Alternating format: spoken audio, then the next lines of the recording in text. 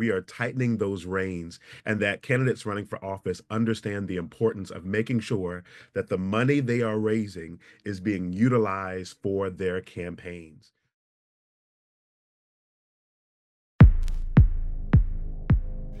Welcome to the Friday Power Lunch, a weekly show amplifying the voices of the Virginia Grassroots.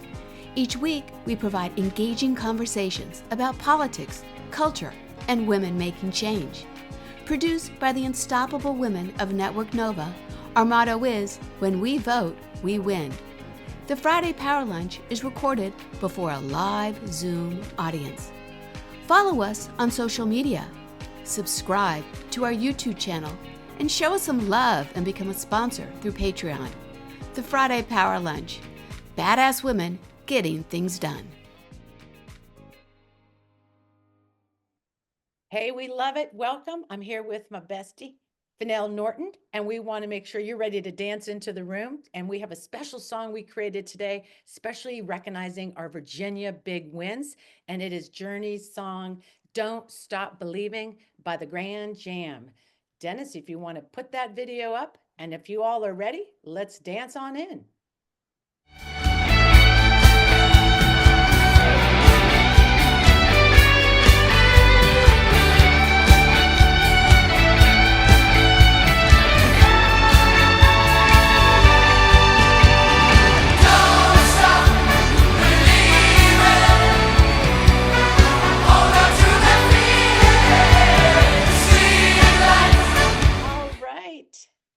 I love it. I love it. No, we're not going to stop believing. You are Network Nova Live today on the Friday Power Lunch. We have a special show with the awesome and active and robust Virginia Grassroots Coalition. Their working group is here and fearless leader Luisa Boyarski. But first, I want to go over some show business. So welcome. If you've not been in our program before, you can also follow us on Substack. We just launched on that.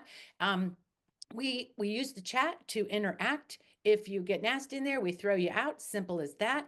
And stay for the after chat. That happens after 1 p.m. because we have lots to discuss. There's so much going on, and especially with these bills and local news and all that good stuff. And so I want to make sure that people understand how to use the chat. And for our patrons that support the show, thank you, thank you, thank you. And I want to turn it over to the awesome Fennell Norton to give us sort of like, I don't know, some breath around this win and this why we can't stop believing. What your thoughts are today? So here's my thoughts. First of all, to Luisa and the team for picking that song. It really is a very special song. It has wonderment. It is a song that is about perseverance and hope and never giving up when it's a challenge. And it's universal. So no matter who you are, you get this song and what it means. And it couldn't be more perfect after the wins that happened in this last special election. So I know today is very special. We have a lot to cover with the annual press conference. So I want to turn it over to the people that we truly believe in, and that is our fearless leader of the Virginia Grassroots Coalition, Luisa Boyarski and her team. Luisa? Thank you guys so much for helping us host the Virginia Grassroots Coalition press conference. I want to thank our legislators, activists, and reporters for joining us today. For those of us who don't know us, the Virginia Grassroots Coalition includes more than 55 grassroots groups and represents tens of thousands of Virginia voters from around the state. And our members work in issue groups to help draft, review, and prioritize legislative bills that we advocate for throughout the General Assembly session. And we're pleased to share some of these bills with you today, including legislation that provides more funding for public schools, promotes clean energy, advances criminal justice reform, and puts limitations on private use of campaign finances. While this year is a short General Assembly session, we have the fantastic opportunity to begin the process of approving 3 new constitutional amendments that will protect the basic rights of Virginians: the right to control one's reproductive functions, the right to marry the person you love, and the right for people formerly convicted of felonies who served their time and paid their debt to society would be restored the right to vote. So I'm excited to bring up one of our coalition members, April Breslaw, to tell us a little bit more about the process that it takes to get these constitutional amendments passed. So April, thank you. Thank you, Luisa. Well, the Virginia Constitution explains the 7-step process by which it can be amended. And as you may imagine, with that many steps, it takes several years. The first thing is that while an amendment can be introduced by a member of either chamber of the Virginia legislature, it must first pass both houses. And that is where we are now. The amendments Luisa mentioned are under consideration by the legislature. Second, after it passes the legislature, then we have an intervening election. And of course, as we know, that's going to happen this fall. Third, the amendment must pass both chambers again with presumably some of the votes of the newly elected legislators from that intervening election. So that second pass through the legislature will happen next winter, the winter of 26. Assuming all that goes as planned, then the legislature will also pass a referendum directing the Board of Elections to place the amendments on the ballot. One thing that's worth noting is that while the governor does not get a veto on the content of the amendments, the governor could theoretically veto the referendum, the direction to put the amendments on the ballot. That has never happened in Virginia history, but theoretically it is possible, and that highlights the importance of who is in the governor's mansion. But assuming all goes well and the governor agrees to put it on the ballot, it will go on the ballot for the next general election, which by then will be the election that happens in November of 2026. Assuming that a majority of voters vote yes for these great amendments, then they will finally be officially made part of the Virginia Constitution. So as you can see, it's a multi-step process. It will take several years. It probably won't be resolved until the fall of 2026, but we've got to get started with it. And to explain a little more about the content of the amendments, we will now hear from Delegate Elizabeth Bennett Parker. Good afternoon. I'm Elizabeth Bennett Parker, and I represent the 5th House District, which is in Alexandria. I thought I was going to be able to join you live, but unfortunately I need to take my daughter to the pediatrician. So appreciate the opportunity to join you via video. I have the honor of carrying the Restoration of Rights Amendment along with Senator Locke. I've spent most of my career working with women who were formerly incarcerated and know through them how important it is to regain the right to vote for so many Virginians. We are the only state to permanently disenfranchise all individuals with a felony conviction unless they individually petition the governor for restoration. I'm grateful for the leadership of Senator Locke, Senator Lucas, Leader Herring, Chairwoman Price, and so many other members who have been working on this issue for years, as well as all of the advocates, not only all of you, but everyone who's been personally impacted and has been working tirelessly on this. The amendment provides an affirmative fundamental right to vote for qualified voters. It also provides for the automatic restoration of rights once someone with a felony conviction has been released from incarceration. It also strengthens protections for individuals with disabilities by ensuring that voting rights are lost only if a judge adjudicates that the individual does not understand the act of voting. That contrasts with our current process, whereby when guardianships are set up, those under them kind of lose the right to vote inadvertently. You can be deemed incompetent to manage a checkbook, for example, and also lose your right to vote. So under the amendment, a judge would have to say that you do not understand the act of voting before you lose that right. The language that we have is the same as what passed the House and Senate with bipartisan support in 2021. And as I'm sure you know, the current system has no transparency and changes every 4 years. So no one knows what they need to do to get their rights restored. This amendment creates a fair and transparent process bound by clear rules and criteria that will apply equally to everyone and is not left to the discretion of a single individual. As you may know, the disenfranchisement of people with felony convictions is a relic of Virginia's Jim Crow past. It was inserted intentionally into the 1902 Constitution to disenfranchise as many Black voters as possible. And unfortunately, that worked. Today, more than 1 in 7 Black Virginians is disenfranchised, which is twice the national average. I'm sure we can all agree the right to vote is fundamental, and it's time that Virginia affirmed that and eliminated barriers to democracy for returning citizens. In addition to HJ2, we have two other constitutional amendments. HJ1 protects the fundamental right to reproductive freedom, including prenatal care, postpartum care, contraception, abortion care, miscarriage management, and infertility care into our Constitution. It preserves Virginia's current law and does not eliminate or remove parental consent needed for a minor seeking an abortion, nor the current law on abortions. This amendment is about enshrining reproductive rights, including contraception, IVF, and other critical treatments into our Constitution, and ensuring that reproductive healthcare decisions remain between patients and their medical providers. And that amendment is carried by Leader Herring in the House and Senator Boysko in the Senate. And last but not least, HJ9 would overturn Virginia's constitutional ban on same-sex marriage, and it protects a person's fundamental right to marry and ensures that everyone is treated fairly and equally in this process. And that is carried by Delegate Sickles and Senator Eben. We look forward to working with all of you to pass these amendments not only this year, but again next year so that we can get them on the ballots for voters. Thank you all so much for all that you do, and I look forward to seeing you in Richmond soon.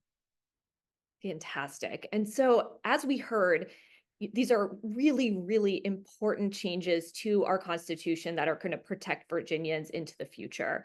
And we have a really important role to play in this because we need to start messaging about these amendments and the work that our Democratic legislators are doing in the legislative session. As you heard, we are going to be reelecting our entire House of Delegates in November, and voters need to start hearing now about our legislators' values and all of the hard work they are doing to make the lives of Virginians better. To do this, we need to take communicating during and after the legislative session seriously, so voters understand in plain English why Democrats should be reelected, because that's going to be critical for us to be able to take this whole process, the 3-year process, to its fruition at the end of 2026. So I am now going to turn it over to our other issue group leaders and legislators to tell you more about specific legislation that we are excited about this year. As they are speaking, please feel free to put your questions in the chat, and we will either take them now or during the Q&A section at the end.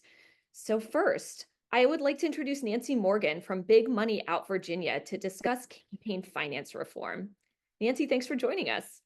Thank you, Luisa, and hi, everybody. I think we all agree right now it's hard to have people agree on any issue, but I'll bet you $10 that everyone in this room agrees with me that large donors have too much influence on our elections and public policy.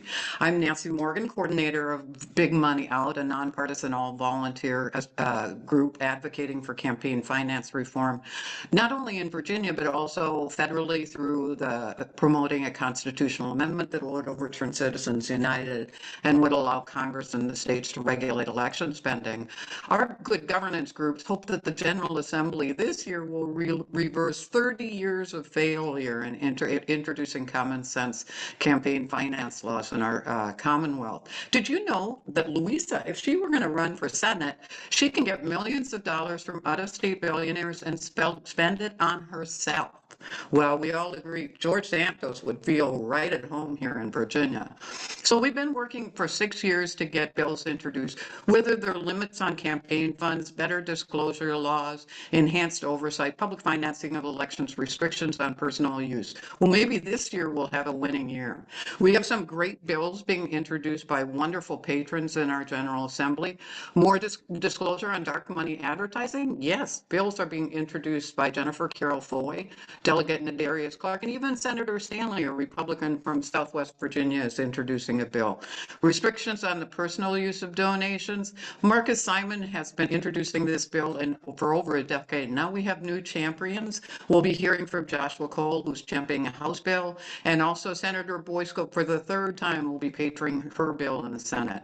Investing in enhanced structure for retrieving information, campaign finance information from the Department of Elections. Kudos to Delegate Kriesik for introducing this bill. Public financing of election. Marcus Simon is reintroducing his bill, which, like ranked choice voting, will would authorize local jurisdictions to set up their own system of public funding of elections. In Virginia in 2020 was ranked by the Coalition of Integrity Swamp Index 46 out of 50 jurisdictions because of the lack of transparency and oversight to its citizens. I think we can all agree that we need to do better. And it's my pleasure to introduce a legislator who agrees with me. I think we all know Delegate Joshua Cole, representative for the 65th district near Fredericksburg. He's a good friend of the Power Lunch. He tirelessly works to create a brighter future for all Virginians. And he recognizes that part of that fight is so that Virginians have more of a voice in their political system. And part of that is elevating our interests above those of deep-pocketed donors. Joshua, tell us about your bill. Well, good afternoon, everyone. I am excited to be here with you. I'm apologizing in advance. My nephew is probably screaming and hollering in the background because he does not like not sitting in my lap when I'm on a Zoom. um, Totally get that. But first, before I get started, I just want to give a shout out to Delegate Marcus Simon, who has been carrying this piece of legislation for such a long time. Chairwoman Sia Price, who's the chair of the Privileges and Elections Committee, and Delegate Luke Torian, who has been helping me with this. Um, so we already know that this bill has been introduced numerous sessions.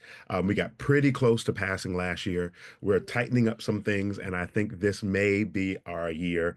And as Nancy mentioned, yes, Luisa could run for office, receive millions of dollars, or even if she loses her election and still has millions of dollars left over in her bank account, she can use it as a down payment on a yacht and sail down to Brazil and forget about Virginia altogether. And that would not be illegal. It'll be wrong, but it would not be illegal. One of the reasons why I picked up this particular piece of legislation, the very first time I ran in 2017, I was told by my then campaign manager, oh, get some haircuts. Oh, buy a suit. Oh, you can do all of that and it's fine. And I did. And then I got attacked. And even though I paid the money back, 6 years later, I'm still getting attacked. And so we really want to make sure that we are tightening those reins and that candidates running for office understand the importance of making sure that the money they are raising is being utilized for their campaigns. And I've heard some concerns from some colleagues. Well, what about me if I have a fundraiser at a theater or if I have a fundraiser here? Well, guess what? As long as it's for your campaign, you can utilize those funds for what it was raised to do, for your campaign and to get you elected. And so we're really excited about this year that we've been able to tighten up this legislation. We have some support behind it now. And from what I hear from the other side, as long as we get it through the General Assembly, the governor will sign it as well. So I'm excited. I'm looking forward to it. You know, I've continued to be a champion for campaign finance reform, and I'm excited to pick up a different piece of legislation this year. And hopefully we'll be a little bit more successful. Fantastic, Josh. So can you tell us a little bit about why do you think we've had such a hard time passing common sense campaign finance bills before? I think one, initially, we did not have the majority. And then we got the majority, and we were trying to figure out a way to make sure that we could pass these particular bills and make sure we were still protecting our majority. We passed so many different bills, and we have what we call unintended consequences. And I think many of our colleagues were worried, hey, if we pass this bill, what's going to happen to us? Will we easily lose the majority, or will we not be able to fundraise the way we need to, or whatever happens? But I think now that we're seeing the writing that's on the wall, we know that many people support this. This is good policy, good legislation. And I think if we're doing the right thing, legislating the right way, governing the right way, Virginians will keep Democrats in control. Number one, by passing this piece of legislation to show that we really are concerned about campaign finance reform. Fantastic. And Nancy, I know we have a couple of calls to action for folks, so please share them with us. Yeah, and also just to reiterate what the issue on why people don't support campaign finance. Some people agree that money is speech, some people don't, but generally money is property and money is power. And leadership it's a difficult issue for leadership, whether you're in Congress or in the State House in Richmond, to walk away from that. But we're hoping with a new generation of people who recognize and who hear from their constituents that this is an issue that these bills will pass this year. Just to let you know, we're having Democracy Day on January 21st, which incidentally Coincidentally, it's the 50th anniversary of Citizens United. We will be down in Richmond. We're meeting with legislators. It's a coalition of good governance partners, Big Money Out, League of Women Voters, Represent Us, Veterans for All Voters, Upvote Virginia. We care about good governance and having government work for us. So please join us. I think the link is in the chat. And if you can't come, send your legislator an email. Like we've talked over 6 years, legislators say, hey, people care about education or climate, clean energy, but we don't hear from people who care about campaign finance. So please click on the link, send your legislator an email and tell them that you care about good governance and making government work for the citizens. Thank you so much, Nancy, and thank you, Delegate Cole, for joining us. If you have a chance to stick around, we will address additional questions that were in the chat during the Q&A at the end of the press conference. All right, so we are going to move on to our next group of speakers on climate and clean energy. And I'd like to introduce Meredith Haynes, who is the co-lead of the Virginia Grassroots Coalition's Climate and Clean Energy Working Group. Meredith, thank you for joining us. Thank you, Luisa. Our Climate and Clean Energy Working Group has priorities this session to promote clean energy and protect existing law that has us on a timetable to achieve 100% clean electricity. And we welcome 2 champion legislators for climate in the room today. And in this time slot, we'll hear from Delegate Rip Sullivan, but I also want to recognize that Senator Hashmi has a Community Energy Act, and after her education omnibus, maybe there'll be time to get to that as well. Definitely want to recognize all the efforts. It was Delegate Rip Sullivan who introduced the historic Virginia Clean Economy Act in 2020 with then Senator McClellan. So, you know, there's no one better to talk about defending it and the new challenges that AI refineries present. You may refer to them as data centers, but there we go. Currently, Rip serves on the Commerce and Energy Committee, chairing the Energy Subcommittee, as well as being on Courts of Justice and Finance. He represents the 6th District and lives in McLean, and we always appreciate the positive energy he brings. I see we are a little ahead of schedule, and hoping, there we are. I'd love to hand it over to Rip to present one of the bills that we will be looking forward to championing. Thank you, Meredith. I appreciate that introduction, and I really appreciate the invitation to be here today. You know, there is just not a better hour available on the internet than this Power Lunch podcast, and it's always a great pleasure to be here. Before I forget, Luisa, I really like the idea of you running for Senate. We gotta talk more about that. It's on the docket, no problem. And by the way, I don't know if Josh is still here. Yeah, I'm so pleased he's bringing that bill back, and I do believe it's been introduced every year I've been in the General Assembly, and it is about time. You know, when someone hands me a check for $25, they think it's going to buy yard signs or, you know, postage for a mailing, or they don't think it's going to go to somebody's trip, or there was one great example of someone buying a game console. So it just makes so much common sense, and I'm really hopeful that this is the year finally for that bill. And I was glad to hear, one thing that was news to me, I was glad to hear that at least there's some inkling that the governor will sign it once we pass it. So that's terrific. Meredith, thank you. Let's talk environment for a little while. And yes, this issue does get me jazzed. It's been one of the things I focused most on since I got to the General Assembly, whatever it is, 11 years ago. It is true, Meredith, I got a couple bills I want to talk about, but it is true. Job one will continue to be defense. I already know of several bills that are coming meant to either in full or in part sort of unravel the Clean Economy Act. Apropos of what did you call them? Data refineries, something like that, Meredith. You know, this surge in energy demand is being used as an excuse to just abandon the Clean Economy Act. You know, the governor has called me personally and the Clean Economy Act, fanciful and pie in the sky and utopian. To me, it's really just a matter of will, political will, political effort. There's just no question that this data center issue is going to make our challenge that much harder and the hill a little steeper. But to me, that translates into working harder and to being more imaginative.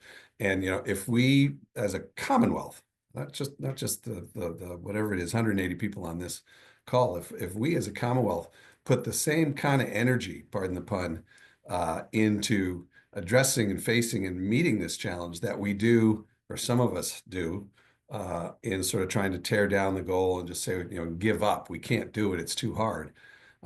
If we use that energy positively rather than negative, we can get there. I mean, I have that kind of confidence in Virginia, and I wish the governor did as well. I think the bill you want me to talk about, Meredith, is I'm going to reprise a bill I brought last year having to do with data centers. I think I don't know what the number will be, but I expect there will be numerous bills relating to data centers in this session of the General Assembly. So I've chosen my sort of typical lane, which is energy efficiency. So I'm going to reprise my bill. I don't have a bill number for you yet because I'm putting the final touches on the draft and I haven't introduced it yet. But it's going to do a number of things, some of them that I did last year and some of them are new. I'm going to focus, the sort of big picture on my bill is, look, if we know, and the JLARC study now makes this very clear, if we know that data centers are going to suck so much energy, put so much demand on our grid, let's make sure they are doing everything they can to minimize their drain on our grid. Let's make them as energy efficient as possible. Maybe it means we need one less data center someday, but whatever that is, we ought to be holding their feet to the fire and making sure that they are being as energy efficiency as possible. So my bill will do a number of different things. It will require, and by the way, remember the leverage here is that I'm writing it to the section that gives data centers this tax credit that they get. So in order to get the tax credit or maintain their tax credit, my bill will require that data centers gain certification from some organizations you all have heard, some of them you haven't. We all know what a LEED building means. There are other organizations out there that look very specifically even at data centers, one's called Green Globes. And so my bill will require that they get certifications from the International Organization for Standardization. We all know it as ISO. The JLARC study talked about ISO 14000, and I'll require that they get certification from that. And then that they get further certification from other organizations that look very specifically at how the building is built and how it is internally run so that it's energy efficient. So I want to make sure ISO 14000 focuses on their environmental impact outside of the data center, and the other certifications they will need will require them to be very energy efficient inside as they build the data center so that they use as little power as possible. I'm also going to be have some language in there that requires, here's a surprise, that they use renewable energy more and more and be part of this drive that we've got in Virginia to use increasingly clean energy. So I will essentially establish a ramp system so that they get essentially follow what we're doing here in Virginia to get to clean energy. The other thing I'll be doing in this bill will be weaning data centers off of diesel-powered backup generation. I was candidly a little disappointed with the JLARC study's conclusions in that regard, sort of giving it the back of its hand as an important issue to me, but more importantly to people who live near data centers. This is a very important issue, and so the bill will require, first off, I pick up on the language of JLARC because we might as well at least do what JLARC suggests, which is move these data centers toward to tier 4 diesel generation, or make sure they have catalytic reduction systems to reduce the toxins that come from diesel-fired generators. And then it creates a sort of a study, a group to get together to figure out, okay, how can we get to not just souped up diesels, but actually clean ways to generate power for these data centers, for their backup generation, and frankly for all of their generation, power inside their fence that can be clean, and might also do away with some of the issues having to do with how we, lines that we've got to string to these data centers to get power to them. So it will be trying to push them in that direction.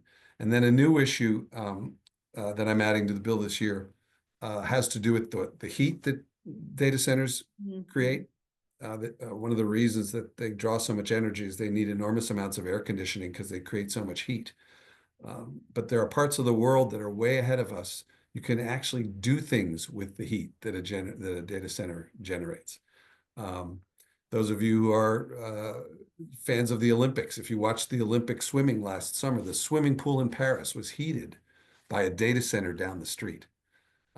And one of the things we don't do is think enough about, when we cite these things, how can we maybe pair a data center with something across the street, the school, the pharmaceutical factory, the housing development. There are places in the world, particularly in Europe, but now increasingly in the United States, that are having conversations marrying data centers with people who need heat, and you can literally you can heat a neighborhood with the waste heat coming out of a data center, which reduces the data center's cost, which reduces the neighborhood's cost. So rather than imposing yourself on a locality and not doing anything positive for that locality other than paying money, here's something we can do that captures the heat of a data center and does something positive for one of its neighbors.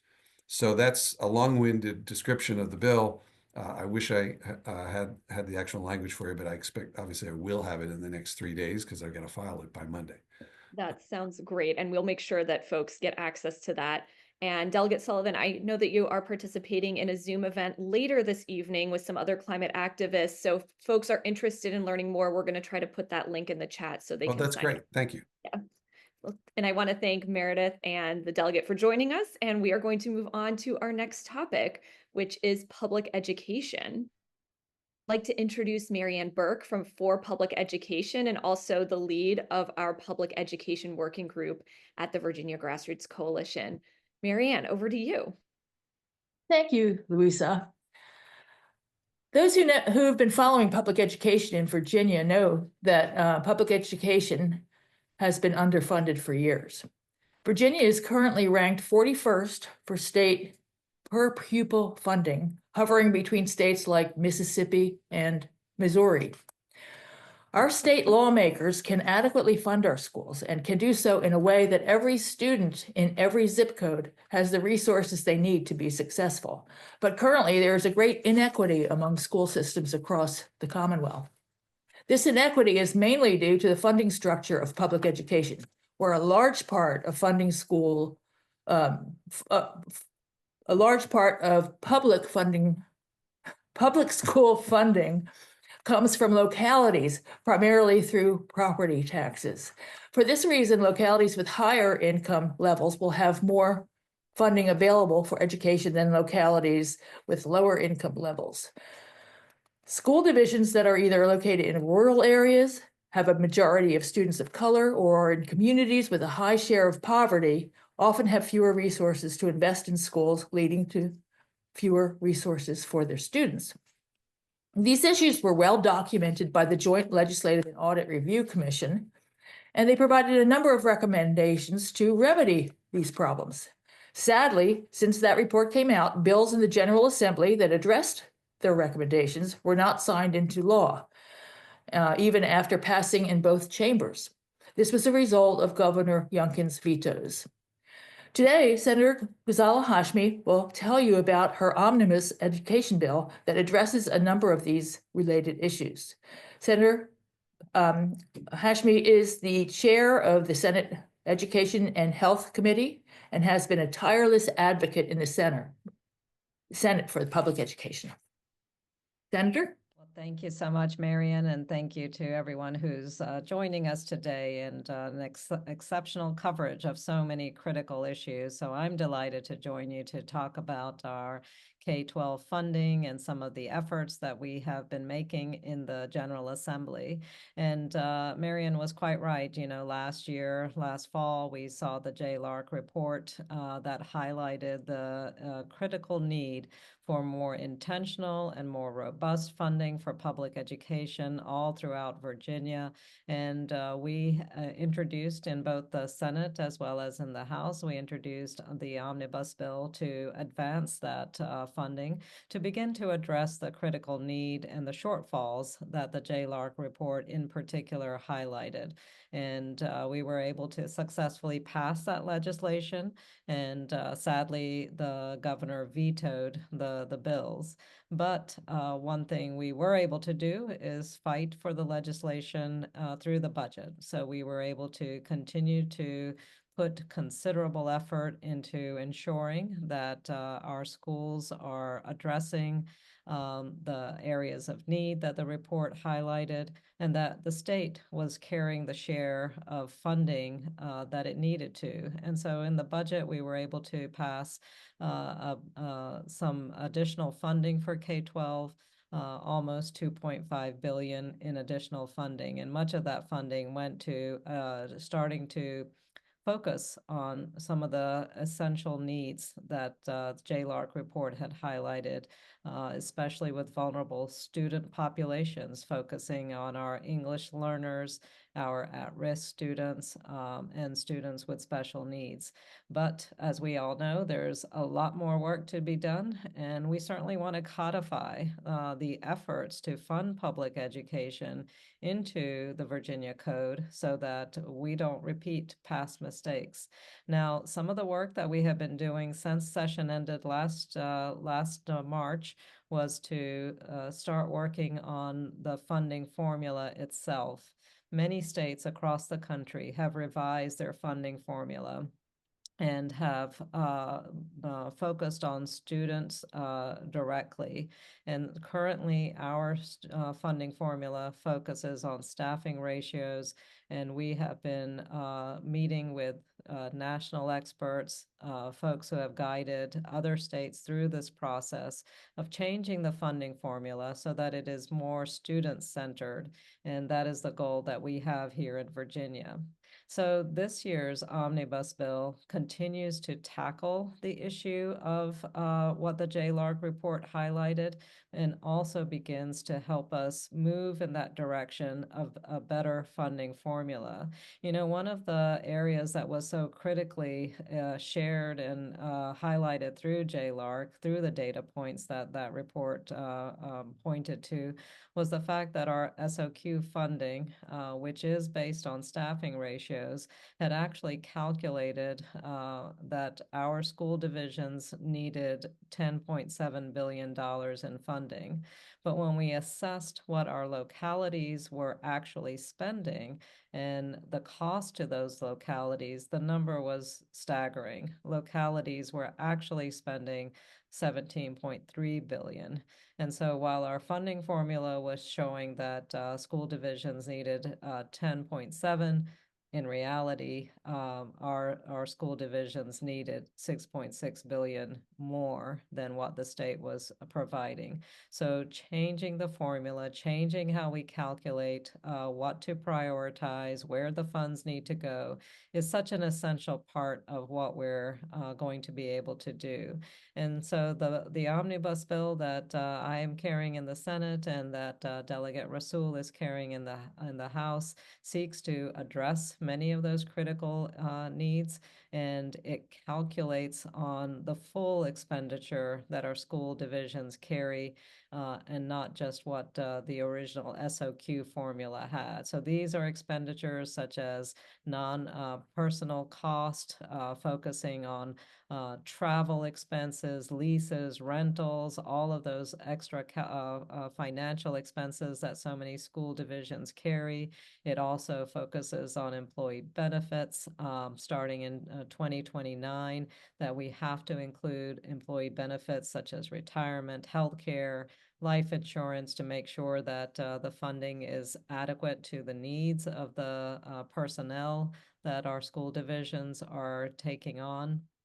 It also shifts the way in which we calculate salaries, so that we are including the salaries of all of our staff, not just our teachers or administrators, but also the salaries of our facilities workers, our transportation staff, in order to make sure that we are then adjusting necessarily for the cost of the full delivery of education. So those are some of the critical ways in which the omnibus bill will continue to change how the state looks at funding school divisions and how it prioritizes public education. It will also, again, reintroduce that language around supporting our student populations that face the greatest needs. We are also going to be looking at LCI calculations, and while that is not directly in this bill, it will be part of our discussion through the budget, making sure that our LCI calculations are more equitable and distributed across all of the localities in the way that we need them to be. So that's a quick summary of the omnibus bill and some of the discussions that we'll be having this session. Wonderful. It sounds like this is much needed reforms that are going to be important for supporting our school system, really into the future. So glad that we are having those conversations this year. And I know that you're also carrying a bill on the Department of Education's accountability plan. Can you just say really quickly what SB 979 will do? Yes, as many of us on this call know, that Department of Education introduced a new accountability and assessment model for introduction in this fall for our school divisions. We've heard from many of our superintendents and our educators who have said that this is such a short timeline that our school divisions need more opportunity to prepare and make these changes. And so a critical part of the legislation is that it will delay the enactment to next fall, not 2025, but 2026. And secondly, it is also taking a look at the ways in which the assessment of English learners is included, as well as our students of special needs. And so we want to make sure that we're doing it right, and that we are doing it in a manner that is going to truly reflect student learning and areas that we can continue to improve for all of our school divisions. Great.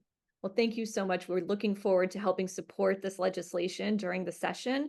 And if you have the ability to stay around for the Q&A, we would also like to get to a discussion of your Community Energy Act. But we first need to go and hit our last topic, which is going to be on criminal justice reform.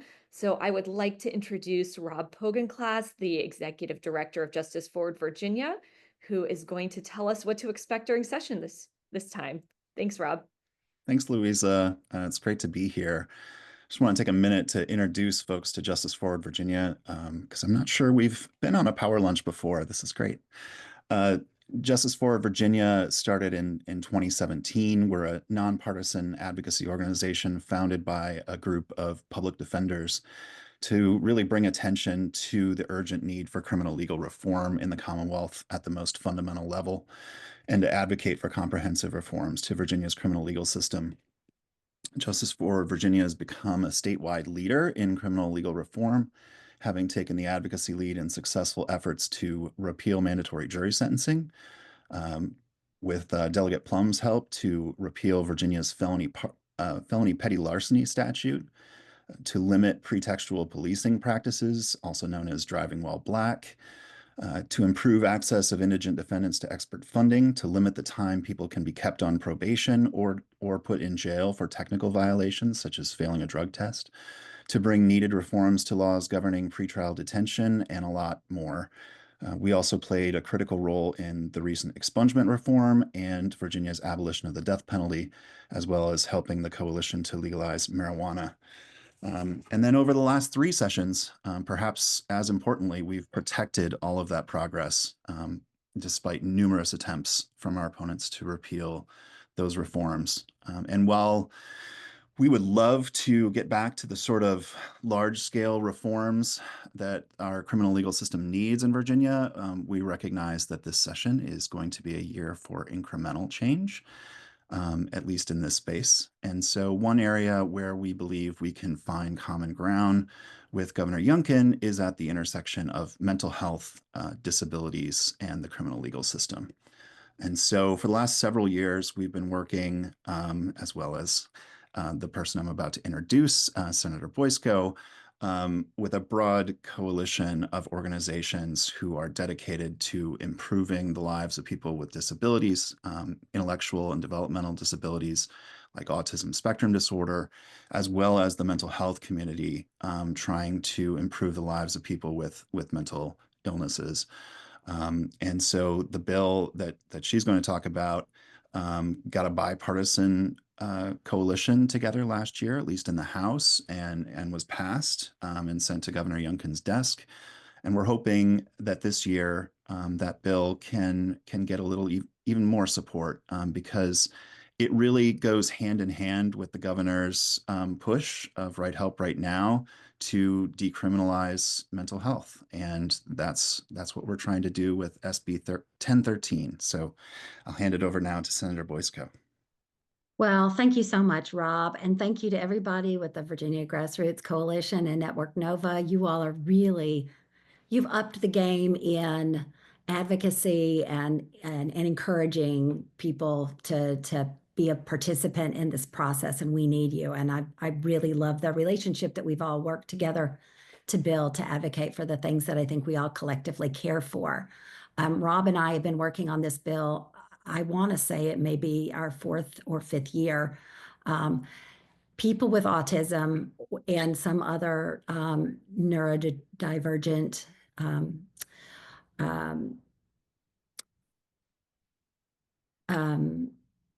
have no ability to control themselves under certain circumstances. So when there's a crisis going on and their family needs help, they call the police, and the police will do things to try to contain them. And quite often there will be some sort of a reaction that under current law causes the police to charge them with a felony conviction. If they get a felony conviction, a felony charge and a conviction, then it's a mandatory charge. They then, when they get back into community, are disbarred from having any sort of resources. So housing, any sort of help with their everyday living is not allowed. And so what we have been doing to try to prevent them from ending up in jail for weeks and weeks, getting that felony conviction, possibly being sent to prison, is we have worked to this year amended our bill a little bit so that it has an affirmative defense. And if the individual who is able to prove that they either have an intellectual or developmental disability, autism, mental health diagnosis, and can prove that that's what caused their behavior, then that can give them an affirmative defense for the process, so that at the prosecution, they can either have a misdemeanor charge if they've actually done some harm to somebody, or if they could be able to go back to their homes. There is absolutely no deterrent or rehabilitative impact for jailing people who can't control their their actions. And I have gotten to know lots of families over the years who have told me really painful and terrible stories about their loved ones. We got it passed through the House and Senate last year, and then the governor vetoed the bill. This year, we're bringing it back.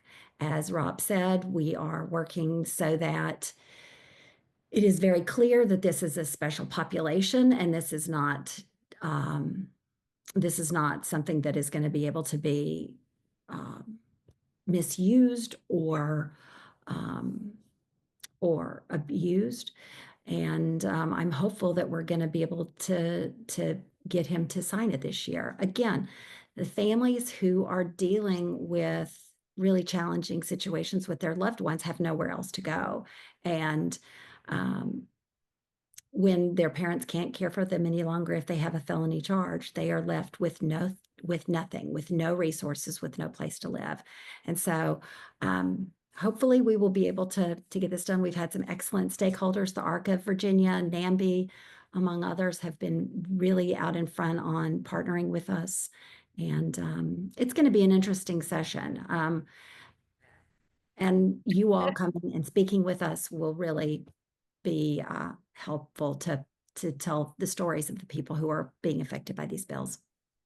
Thanks so much, Senator. And just a quick question. Does this amendment prevent law enforcement officers from charging people with assault? No, it does not. If something happens where someone is actually harmed, the law enforcement officer still has the ability to make those charges. Those laws are all on the books. So this is not stopping the officer from bringing the person in, because it's hard for them to determine this. It would allow the judge, upon the hearing, to make those determinations based on facts and evidence that the individual and his attorney brings before the judge to help him assess it. It gives him more flexibility. Right now, if an individual is brought in, they have a mandatory minimum and they are forced to give the person a felony. This gives them more flexibility to make determinations based on the facts at hand and the situation before him. That seems to be really important. So thank you so much for carrying this legislation. And I know that you mentioned in the chat that you are also carrying some of the other bills that we talked about, including the constitutional amendment and campaign finance reform. So I'm going to move to a wrap up, and then we're going to go to Q&A. So if you guys can stick around, we'd love to talk a little bit more about some of those bills as well. Great. Thank you so much. Fantastic. Well, everyone, the speakers clearly made the case that we have a lot of opportunities to make a difference in Virginia this year. We call upon our legislators to pass legislation that serves the interests of all Virginians, not just those with the greatest access or the loudest voice. We'll be following up this press conference with a letter to our legislators that outlines all of the priority bills that we hope will be passed this year. The Virginia Grassroots Coalition is committed to supporting our legislators throughout the General Assembly session. But we cannot do this alone, and we encourage you to get involved. One, you can watch our bill tracker on the Virginia Grassroots Coalition website and use our easy calls to actions to contact legislators about our priority bills. As we've mentioned before, this is really critical because they're going to be hearing from the other side on those bills as well. We need to give them the support that they need to be able to vote the way that we agree improves the lives of Virginians across the board.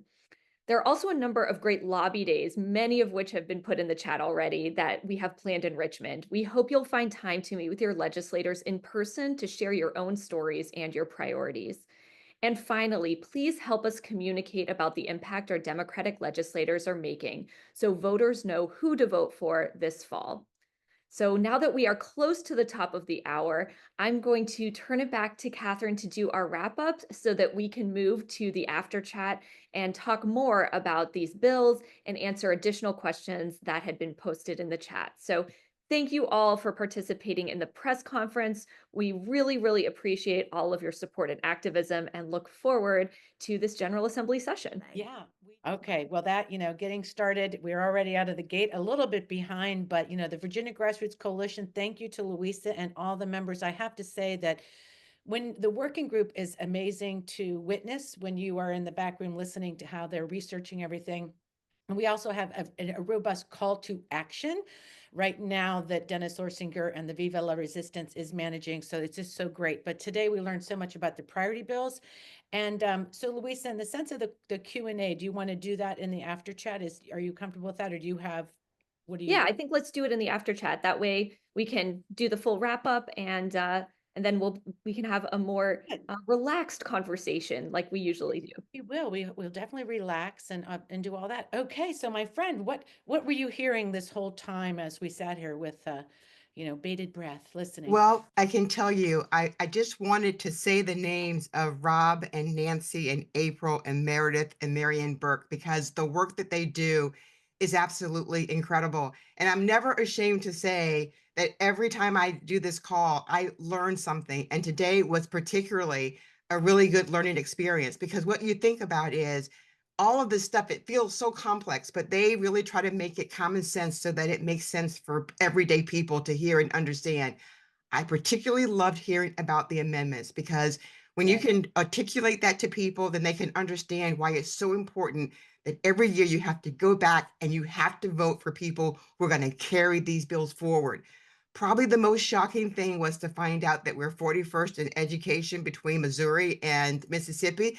That should terrify most people. I was really heartened by the innovation on the data centers in terms of how we can figure out how we work together to make that work.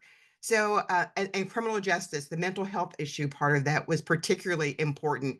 So there's just so much today. The after chat is probably going to be pretty phenomenal, but I just can't thank these guys enough, and Luisa for leading these groups and all the work that they do to make us smarter. Yes. And also I want to give a big shout out. We have a Patreon subscription, and we have a lot of supporters in the room. And like Rip Sullivan and others said, Jennifer Boysko, and recognizes our work. We've been here this is in our 9th year that Network Nova and the Virginia Grassroots Coalition and groups like WOFA and different groups have come together, and we just continue because it's important. And as like I like to say, we do election work because we care about policy, right? It'd be silly to disconnect from what really changes everyday people's lives. We care about housing, we care about childcare, we care about, the women's rights and just voting rights. So this is so important today that we have these conversations. So I just want to make sure that I say thank you to Miss Margaret Morrison for her support of the show, and also our latest patron, Kay Briggs, has joined the community, and you can too. And also now we have reached out to our reach to Substack. Yes, you can find the Friday Power Lunch. Our platform now is on Substack, and we like to write articles, and also that's where we'll communicate with the audience here. So if you're new to the room, so glad to have you. Stay with us. We're going to go to the after chat.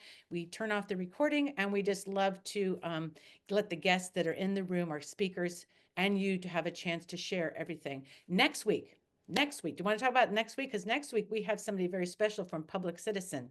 Yes, I am so excited about next week. And so, we talk about the ability to really put the pressure on and fight the way that we need to. And I was reading one of the emails that I get, and I was reading, and this person was like, "We are the people who punch above our weight." And I was like, I want to know who these people are. Right. But it was a very hopeful, inspiring message that they had. They said that you have to have hope, you have to build, nurture, and invest in it. It's something that we must do. And they said it starts with working together, even if it's small, especially if it seems impossible, which also is fitting for today, but don't stop believing. So next week, Public Citizen, you don't want to miss it. Lisa Gilbert will be here. Lisa Gilbert, co-president. Right. We're also we're going to have somebody on from the ACLU. I know a lot of us are concerned about what we see with these, some of the votes going on at the federal level, and keeping an eye on everything, because we definitely need to do that. So stick with us. Thank you to the great team up there that makes the show run, the trains run on time. We have an awesome team. So let's get the credits up, Dennis, and then everybody get your coffee, warm it up, and we'll see you on the other side. Thank you so much.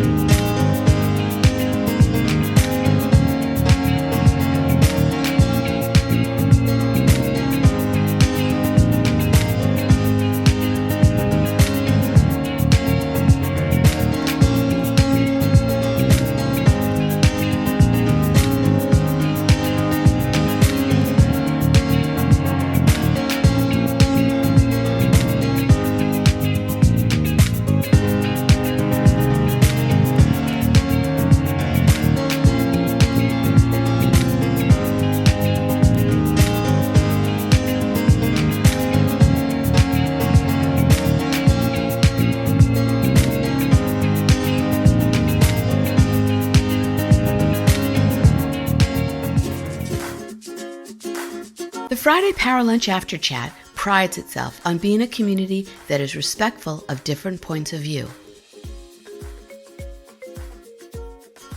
We encourage them, but just a reminder,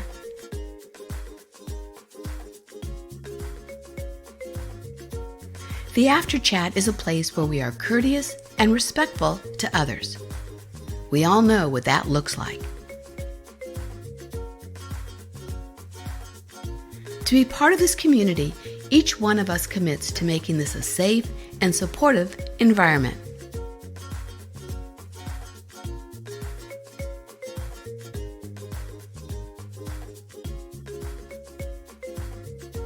Let's get this After Chat started.